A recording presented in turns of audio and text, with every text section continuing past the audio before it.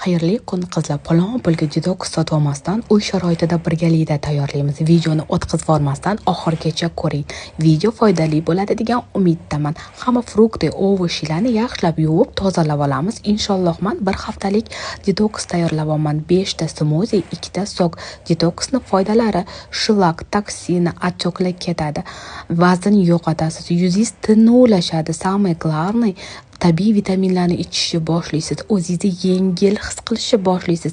Albatta tayyorlab ichib ko'ring. Meni yo'qotib qo'ymaslik uchun menga obuna bo'lishni unutmang.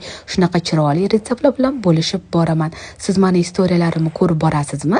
O'tda esa chiroyli, oson zavtraklar bilan bo'lishaman.